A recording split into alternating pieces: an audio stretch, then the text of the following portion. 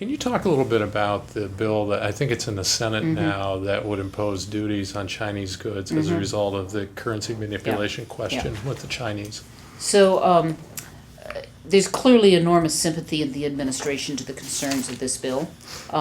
Secretary Geithner, who holds the pen and the voice on all things relating to currency, has multiple times said that we are unhappy with the extent to which the Chinese keep their currency undervalued, and in part because of his pushing and pushing elsewhere around the globe, Chinese currencies have appreciated and in fact have increased by about 50, there's always this argument, how do you calculate undervalue, but have increased by about 15% over the last 2 years. And, I think we, at least in the government, firmly believe some of that is happening in response to international pressure.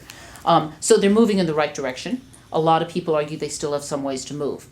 In that sense, I think we're very sympathetic with the goals of this legislation and what it wants to do. On the other hand, I think we're also very concerned that we have a variety of international agreements in place, and particularly our participation in the WTO, which defines countervailing duties in some very specific ways. And we want to make sure that we remain consistent with those international organizations which we are part of and we use all the time to enforce openness in markets, and we want to be a full and fair player in those. The Chinese don't appear to be very happy with the bill. I've heard some You know, reports of we would be- using the yeah. trade war phrase. I don't think anyone wants a trade war, and we'll see where this bill goes. But I think it should express to the Chinese the fact that there really is ongoing unhappiness about this issue. And Do you see any evidence that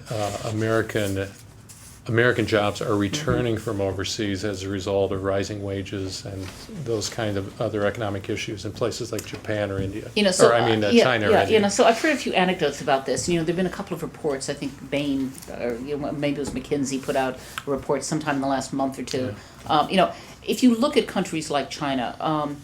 China's a huge country, huge domestic market, growing very rapidly. You shouldn't do linear projections.